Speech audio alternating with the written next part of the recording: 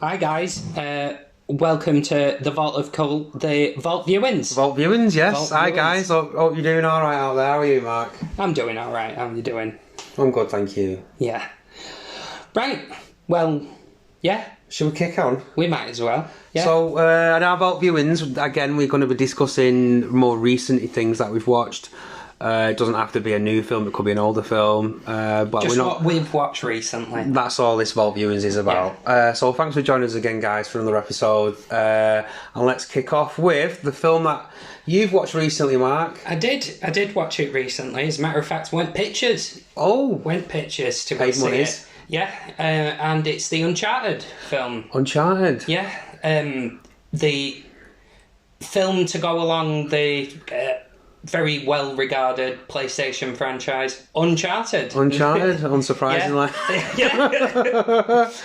So this film's based on a game series for the PlayStation called Uncharted, where basically you're an Indiana Jones character, aren't you? And you go on adventures to find treasure. And yeah, it's very that they're very cinematic games anyway. Yeah. You know what I mean? It's a set story. There's no real choice or anything in it. You just you follow. I mean, your not being a character, gamer, I'm not playing any of them.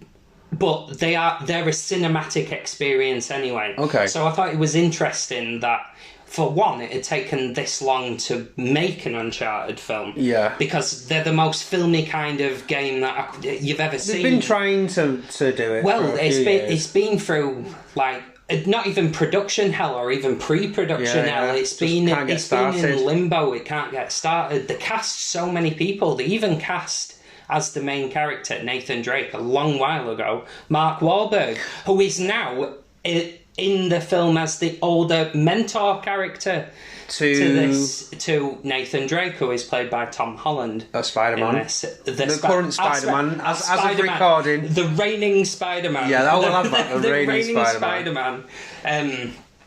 He plays our main character, Nathan Drake, who's a lovable rogue. Okay. That's what the character's supposed to be. And in the film, do you know what? He is that. Okay. He's the best thing about the film. Okay. He's likeable. He's likeable, and I can see why Hollywood is leaping towards him, because he's a very charismatic young actor. Yeah, British. You don't get another British lad playing Americans. I've never seen him play an English lad. That's a bit this English lad.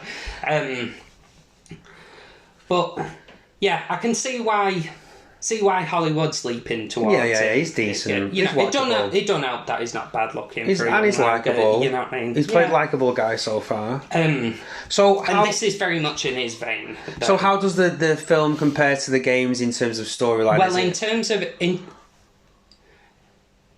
terms of the game, it probably doesn't hold up as well. Because, well, for one thing, I don't think that's too fair on the film, because obviously you have got an Uncharted game 9 to 12 hours of storytelling to play with. Whereas this has 2 hours, I believe it is. Right. So it's got to capture that essence. And what I was looking for when I was watching it is, does it capture the essence of it, of like not actually the story of Uncharted, but does it feel like it? And do you know what? It does. Okay. Uncharted is just a very simple, satisfying treasure hunt of a game, right? Yeah. And even I know that, and I'm not a gamer. That's what the film captures. I don't always think very well, but what I thought's interesting about this film, as someone who's a big fan of the games, it's like,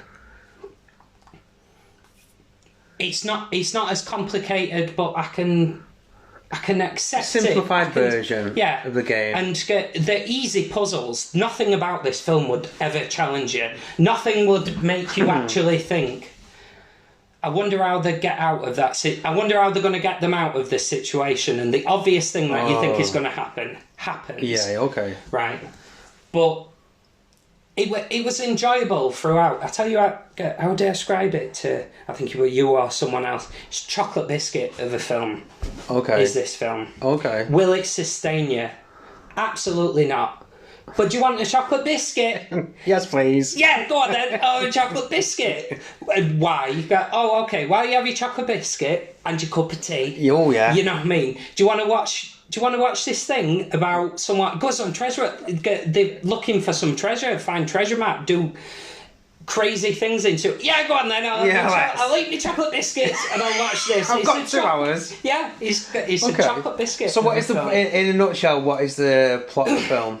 Well, the plot of the film is that Nathan was in an orphanage. He's technically supposed to be the descendant of Sir Francis Drake. He's Nathan Drake. Oh, okay. And so his whole shtick is that him and his brother, they always like dream of being treasure hunters or whatever, and they're in the orphanage, and then one of the brothers, they get separated, and Nathan thinks his brother's dead. Okay. And basically he's a petty thief, really, working in a bar, and he's sort of like nicking stuff off people, just like a bracelet, and gets found by Sully, who is Mark Wahlberg's character, who's like our mentor character, and they go off to find Magellan's treasure. Now, Magellan was the first person to circumnavigate the globe. Oh, okay. Right, and so Is that a fact as well? He is... Well, actually, Magellan doesn't actually make it all the way around. His voyage makes it all the way around, but he doesn't. He gets killed and eaten by a bunch of people in Indonesia. Oh, brilliant. Yeah, which is not ideal. So, but his ships managed to get all the way back to Spain. Okay. So they're following his trail, and that's very much like the game. So it's a worldwide hunt, like they go to several places. As they do in these treasure hunts. You start off in America, they're in Spain. It's mostly in Spain. Oh, right, okay. Because that's where Magellan's from, or rather, that's where his expedition went from, and it was on behalf of the Spanish crown. So basically they're trying to find this geezer's treasure. Yeah, basically, and ludicrous things happen. The thing is about an Uncharted game that they have really big, really cinematic set pieces where you run a runaway train, famously he's hanging out of a plane. Yeah, I've seen that in the trailer. He's hanging out of a plane, and they do that's how the third game is that. Because this is the thing, they've not tried to tell the story of the games, they've just taken some elements from... Cherry-picked the most cinematic elements. Yeah, and reproduce them. And then there's a ridiculous fight sequence, but it's really in the tone of the film, of two basically 16th century... Spanish warships are being hoisted up by two helicopter chopper things. Ridiculous. And they end up having a fucking a fight on these ships. It's ludicrous. So, in a nutshell, did you enjoy it? I did enjoy it. Are the cast any good? The cast were pretty good. Everyone's competent, and Tom Holland shines a little bit. And you enjoyed it. And I did enjoy it. What rating/verdict? I think I gave it a 7 because I quite enjoyed it. But I think someone would be fair to say it's a 6. It's just a chocolate biscuit. I'll watch it when it comes online. I'll watch it when it comes online. So, what else have you watched? Well, I also at the pictures. I went to the pictures quite a bit. Okay. Well, twice. Best way to watch a film, really. Yeah, it's how they intend it, really. Yeah. I went to go see Death on the Nile, which is... the Kenneth Branagh's new film. Yeah. The Poirot. Hercule Poirot. Yeah, Monsieur Poirot. Do like a good murder mystery film, old school. I like it. And I have a soft spot for Poirot that we've discussed before. Yeah. The Peter Ustinov. I do like the Peter Ustinov version. In the late 70s at some point. 78. Yeah. And this is obviously a direct follow-up to Murder on Orient Express, which came out in 2017. Yeah, a few years ago. Which was... decent, I enjoyed it. I think everyone who ended up watching it came out of that going, surprisingly good. I enjoyed it. For something you didn't expect to be... Yeah. Oh, special. It's Poirot. It's Poirot. It's just another retelling. It's just another one. It's a good version. But it's a good version. One. And this one, I think that's the key word. This is the most modern you could ever make Poirot. I don't mean in terms of when it's set or costuming or the feel of the world. That's all very 1920s or early 30s. Yeah. You know. but this is the most modern feeling film that I've ever seen of Poirot. And what I mean by that is the moustache gets a backstory. Oh, yeah, you hinted at this today. The strange... Have you ever wondered why Poirot's got a moustache? No, but no. Have you not? No one has! Get it? Alright. But... He's got a moustache, basically, because he's got a wound. Oh, got a wound in the wall. It's not bad backstory, but isn't that the most modern thing you've ever seen in a film nowadays? Not necessarily. Unnecessary backstory of this is why he's got a moustache. Why? And that's what I mean by it's very modern. A film. The Ustinov version wouldn't have bothered with any. Why has Poirot got a moustache? Who the fuck cares? Yeah, who cares? He's got one. He's got one. He can have a shave if he wants. He chose. It's just that he likes it. He likes having a moustache. Yeah. Does he fiddle with it? Yeah. Does he fiddle with it? I don't see him touch his moustache once. No. So directed by Kenneth Branagh, who directed and starring. He stars as Hercule Poirot. He Talk directed. about giving yourself the best part. Well, why wouldn't you? Yeah, I know exactly. Double pay. Yeah, he's on double time. Kenneth Branagh, would you direct this Poirot? Yeah. All right, well, we'll need your cast list and get who you're thinking of. Well, I can tell you right now, top billing, Poirot, me. Fucking hell, are you just going to give yourself the... he's giving himself the main part. Yeah, I'm playing the maid in the kitchen as well. Yeah. Don't forget, maid in the kitchen in the corner. Yeah, triple time, come on. But yeah, the whole of the rest of the cast are also there. Like it's just like the old versions, mate, where it just gets a load of recognisable names and faces in a film, an ensemble. Yeah, and here's the thing: the ensemble in this one is weaker than Orient Express. I guess that just by reading the cast list, it's not as good. I mean, if you think of I can't even remember the cast list of Orient Express, but you definitely had a Judi Dench. She definitely appeared. I'm sure she does. I can't remember the top of my head. And I definitely remember seeing a Michelle Pfeiffer. And I definitely, do you know what I mean? I can't remember. She's in it. Wonder Woman. Gal Gadot. Yeah, right. Here's the thing. How would you say her name, everybody? Gadot. Right? Because it's one of those where she's going to be in a lot of films. Yeah. Hollywood has, for some reason, decided that she's I can't see it myself. No. Can't see it myself. She were in one good film, and I know you haven't even seen it. She were in Wonder Woman, which is the only decent... Still not seen it. DC film. No. I've seen every one since then. And... yeah, she's good in that. And then everything else I've seen her in ever since, it's like... oh, and you're there, right? Yeah. She's in the Fast and Furious as well. Same thing. You just she doesn't need to be there. Gal Gadot's our victim. Gallo. Gal Gadot. Don't know. Gal. We'll just call her Gal. Gal. Right, she's our victim. Pooh, shot in the head. Right. Oh, in Orient. No, not in Orient. In this one. Oh, she's in this as well. No, Gal Gadot's in this one. Oh, she weren't in last one. Oh, right, yeah. Right. When we moved out, we talk about this. Yeah. And Death on the Nile. Okay, so she's victim. Yeah, she's victim.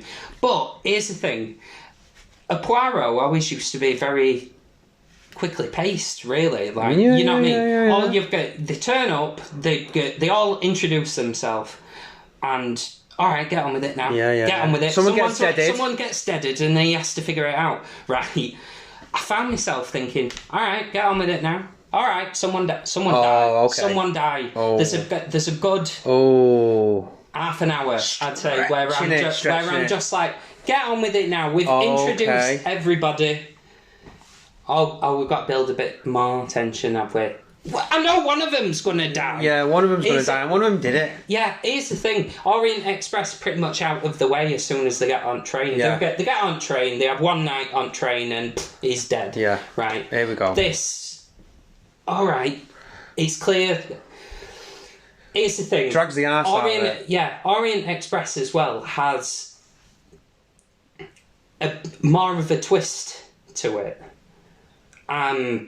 In terms of a Poirot book, it's not just expected. It's pretty much It's who you expect. Standard. Right from the off. The person who... Spoilers, by the way, but the person who you will immediately think, oh, well, she'll be the killer then, is... There you go. Right. But I'm not going to tell you who, but you'll know. But did you want to go along for the ride? I did want to go along for the ride. And at the end of the ride... It's as good as its last one. Okay. It isn't as good as that. It's still very nicely shot. But here's the thing. Kenneth Branagh's decent director. Yeah. Kenneth Branagh, like I say, Thor directed the first Thor. There were some bits at Orient Express where that was like, oh, that was stunning, like really nice. Where they're over the train. Over the train, that was a cool shot. Really liked that, and I was like, oh, stunning. There were no stunning moments. Do you know what I would have liked? And it would have been really clever. Is to just pan round the ship and using your actors show who's stopping in what room, because that's the thing. What were good about the over the train shot was that it made it look like a Cluedo board, and you could see where everybody where everybody was in relation to, here's the room where someone's died and here's everyone else's rooms. This could have done with some kind of shot going around the boat. They're on a boat on the Nile. Right. Yeah. Establishing where everyone is in relation to the person who has been killed. Because that's the thing, it's a mystery. Yeah, where was everyone on this ship? And there's just a lack of clever cinema, visual storytelling. Okay. And I'm like, oh, I'm disappointed in you there, Kenny. Okay. So I'll give it a rating, because I did watch it. Go on then. I think I'll give it a 7, but I could fairly give it a 6 for not being as competently done. Fair middling though, okay. But yeah, good film, watch it. And it's a Poirot, like, nice murder mystery. We know what we're getting, and that's why we watch them. Yeah, pretty much. That's it, isn't it? Yeah. Really. And the cast are alright, competent. The cast. I do have one little thing. Dawn French and Jennifer Saunders you said this are in it, right? And it's just, they seem out of place. They're not quite... Everyone else is like actor. These are like British TV actor, and they seem out of place. Now, I'm not saying that these are bad actresses at all, because they're not. No. They do it well. But by comparison, the Ustinov one, that exact same part were played by Bette Midler and Maggie Smith. And now it's played by Dawn French and Jennifer Saunders. No, it's not Bette Midler, it's... No, not Bette Midler, Bette Davis. Betty Davis' eyes. Yeah, Betty Davis. That's her. It's her on the boat. Yeah. Outclassed, shall we say. Yeah. You know what I mean? So, yeah, good film. Go watch it, but... You might, if the last one blew your socks off, your socks will stay on. Do you know what I mean? Yeah, you keep your feet warm. There will not be a second blowing socks off moment. No. Socks will be on, but you'll have enjoyed it. Okay, fair enough. Yeah, I will watch it. I will watch it at some point. So, one of the things I watched recently, and my viewings have not been plentiful as of late, but the new Texas Chainsaw Massacre film that's come on Netflix. It's a Netflix film. Oh, okay. I know you're not a fan of horror. I didn't even know it were a thing. Yeah, they were making another one. Yeah, no.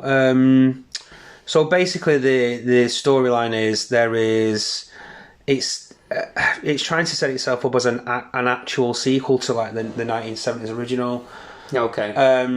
And it ignores all the other films in between. So this is number 7 or 8 or something, Texas Chainsaw Massacre theme film. I've noticed horror films do that somewhat regularly. It's been rebooted, remade, resequeled, repackaged, and re-fucked up my arse, to be fair.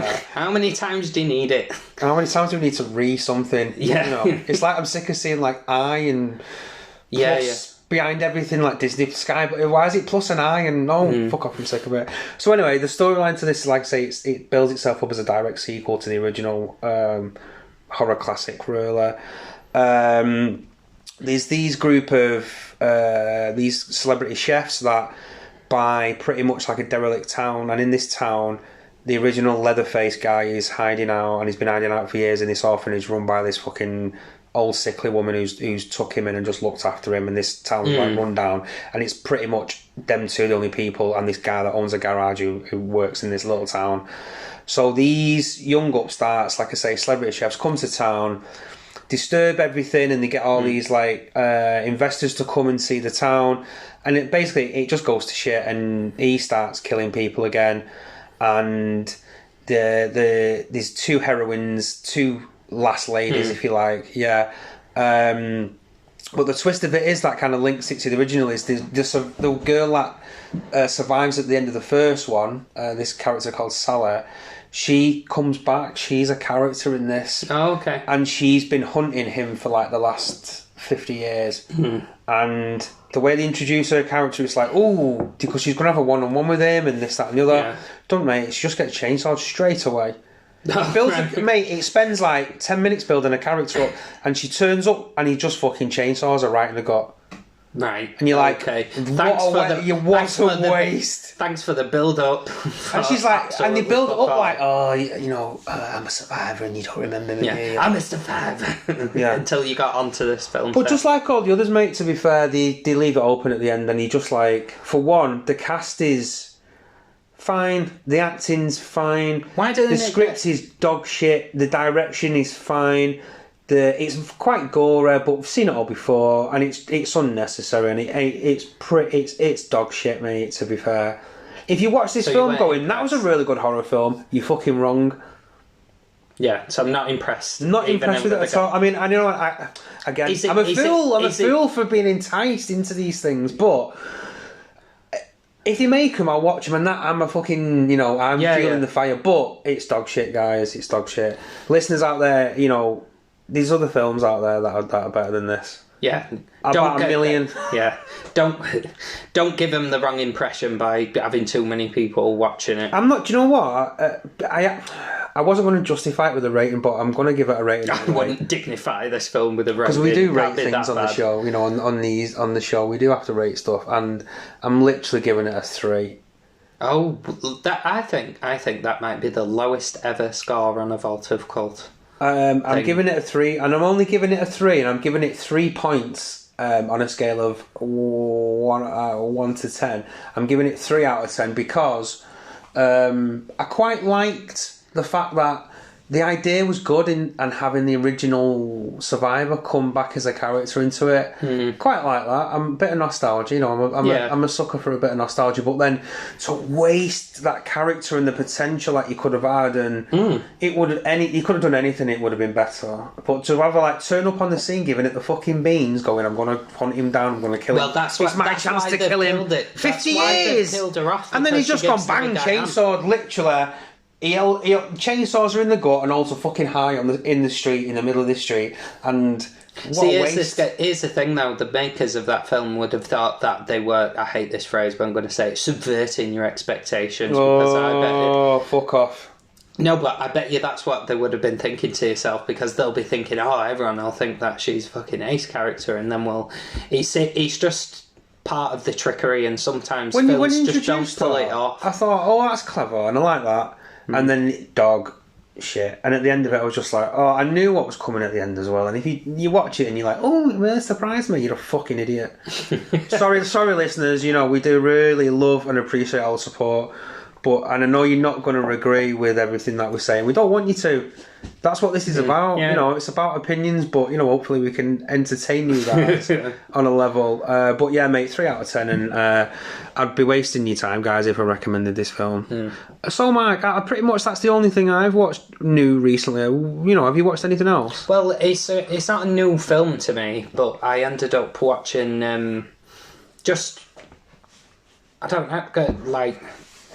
I just watched it. You know what I mean? Where there's no explanation to it. How did this happen? This occur? This watching? It was just on on Amazon Prime. Okay. And I just saw it, and I was just like, "Oh, go on then." And what was it? And it was Watchmen. Right. Go first. Now, for one thing, viewers, I'm not a fan of the graphic novel. I don't know it well. I think, actually, because I said to you I've never read it, I think I am mistaken. I think I have read it. Okay. But that's the amount of impression that it's left on me, that I can't remember if I did or if I didn't. It's regarded as one of the best graphic novels ever made. Yeah. It is. Yeah, I'm sure it is. I'm not doubting it, but I can't quite remember. Although I remember the visual style. Yeah. So the film. Now I think this is a really interesting film, but what I think is interesting about it is how divisive it is generally. Because sometimes I think even upon release, it was you love it or you hate it. And I'm not a fan enough of the graphic novel to know whether they're picking on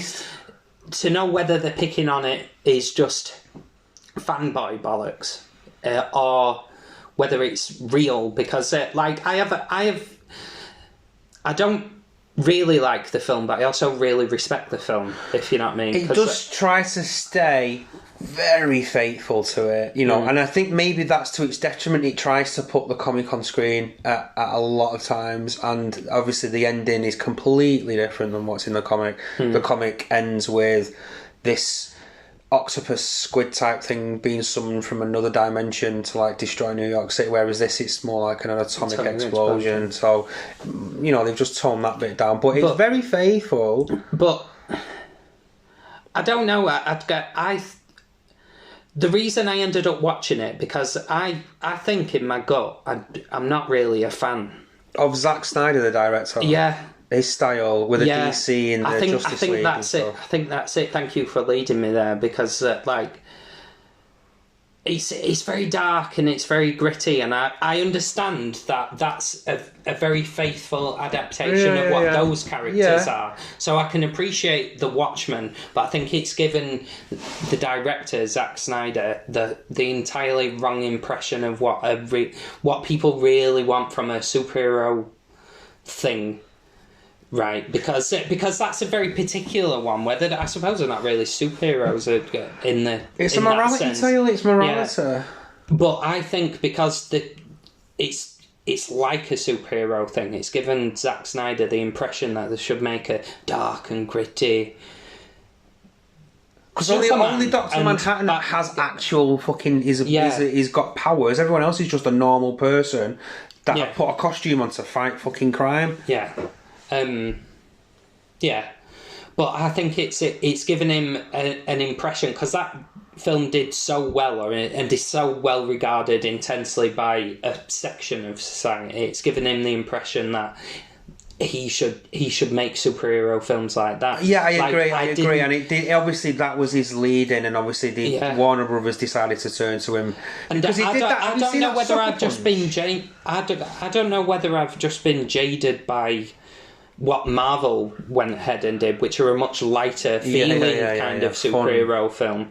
I don't know whether I'm just more inclined to that, or because I really don't. Because I really don't like the DCEU. As you know, I've got real issues with it. I think if you're going to go what DC did, is major issues there. And I think maybe, like you say, with Zack Snyder's leadership, you was only going to get a certain type of product in terms of similar, like you say, in style and tone to Watchmen, because they are. Yeah. Like you're saying, it's gritty and it's more realistic. It's harder edged, and sometimes unnecessary. I mean, it's I'll agree with that. It's incongruent for a start. Just with because Superman. I think sometimes, it's incongruent with Superman. That should be a lot lighter in tone. And I know I've said this to you many times, and I don't know whether you agree, but I think even Batman could do with lightening up a little bit. Remember, do you know what I mean? I think sometimes even that can be a little bit too dark and gritty.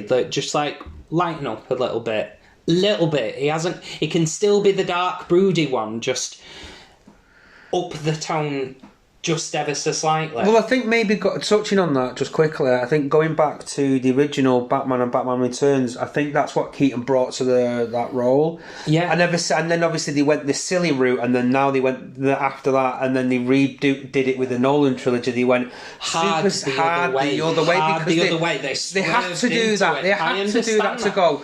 I understand that now, but let it go. Lighten the tone a little bit. Even the new one, mate, the Batman. Exactly, that's how it looks. And I feel like it's one of its parental moments of that tone is like the Watchmen and how that was received, and how he's taken his lessons from doing that kind of superhero film to that kind of superhero film, and how that's grown, which I thought was... I've ended up thinking about that more than the actual film. So therefore... But is that it a good sense film? Thinking about it now, though, in those terms? Yeah, that's what I mean. But does that make this one a good film because it's so influential? But do you know, I'm going to say something controversial yet brave. Controversial yet brave. I don't really enjoy it. I appreciate it, but I don't really enjoy it. No, okay. Something is fundamentally lacking there for me, and I can't put a finger on it. And the only finger I can put is what I don't like about his other work, his other oeuvre, and I don't really like them either. So I'm like, I don't really like it. Yeah, I mean, as the basis of the story, it's basically a group of these vigilantes, for want of better words, that used to be a group fighting crime, and it moves to like a modern time, and it's set in the mid-80s, and everyone's getting old, they're too old and they're retired, and they start getting picked off basically one by one. A conspiracy comes out that someone is trying to kill them, and you find out it's one of their ex-teammates, and basically wants to kill him to stop him from taking over the world, basically. Yeah. That's the basic plot for it. Again, a murder mystery wrapped in a... I don't dislike the plot. That's, again, nothing that I did get. The plot left almost no impact on me. It was fine. But it was just a tone and a weird feeling of, I'm just not into this. I feel like I should be, but I'm just not. Mate. If you know what I mean. That's fine. Yeah. That's fine. So we'll give it a break. You don't have to like it. No, I know, but this is one of those films where I've always felt like I should like this. I should like it. I don't. For me, I have been a fan. I mean, I read comics, and I'm well versed in what this comic means in terms of Infamy, and being such high regarded. A graphic novel by a British guy called Alan Moore, is a really famous comics writer, and Dave Gibbons, really famous British comic illustrator. So I was excited when I knew he was going to make it, and I was interested because this Zack Snyder, I've heard a couple of things about him, up and coming director and promising, and everything, the promotional stuff when that started coming out was like, oh, it's scratching the itch here now, and that's interesting, and you being super faithful.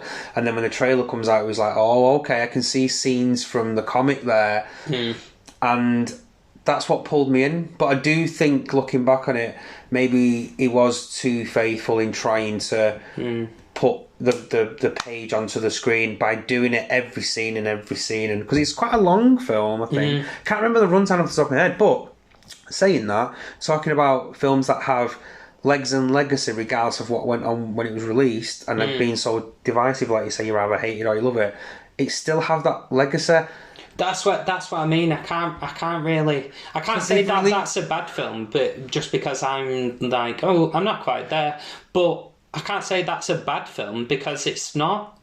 It's got a legacy, a proper legacy to it. Again, because of the director's cut further down the line, and then because of they had like an animated section, which they integrated into like another version called the Integral Cut, which was on for ages, and then leading up to the more modern impact on pop culture that Watchmen had, they actually made a TV series called Watchmen on HBO a couple of years ago. I don't even know. An 8-part series that literally picks up now from as if all that was real in the comic. Do you know what I mean? Like, that was real. Okay. And in the TV series, they do show it's like a squid. It's more faithful in terms of backstory, more of a continuation, not of the film, but of the comic. Yeah. Okay. And mate, I really, really rate it, and it's very, very acclaimed TV series, and it was like a one and done as well. It was like, no, we've told the story we wanted to tell. That's it, we've done. And all it, and it does. It shows most or some or a handful of characters from the comic, like what they would be like now. It's clever. It's really good, mate. And again, it's another one of these where it's a mystery, and these a conspiracy, something's going on, and it leads this particular character to go on a hunt and go down the rabbit hole and find who's behind this manipulation of all these characters in the story. TV series, mate, from HBO a couple of years ago, really good. I'd recommend it to anybody, even if you don't like, you're not into comics and you don't even like Watchmen as a film. You know, as a TV series, you know, you've got a broader form of way of telling a story. But yeah, I'd recommend it, mate. So yeah, anyway, your rating for Watchmen? I'm going to give it a 6. Oh, yeah. Because I don't really... Fair enough. I don't really like it, but... You don't hate it, but you don't rate it? Yeah, but it's a good film. Yeah. I recognise that. I enjoy it. I mean, I'm not going to give it high esteem as an 8, but I'll definitely give it a solid... I totally understand you 7. Totally understand you 7. But I'm a big fan of it, though, and I wouldn't give it an 8 because it's not that high esteem, and I do, you know, it has got flaws looking back now, but I'm a big fan of it. This film. So that's about it for this episode, then, I think, mate. That's what I watched. All our Vault viewings for this time. So, guys, thanks for listening. Thanks for tuning in. Don't forget, guys, get us on the socials. Yeah. You know, at the Vault of Cult at Instagram. You know, give us an email if you like at the vaultofcult@gmail.com. And just keep listening, guys, and keep sharing us, keep liking us. Do all the comment good things. All the socials. All the socials. Give us some feedback. Really appreciate it and really enjoy the support, guys. So it's a goodbye from me. And me.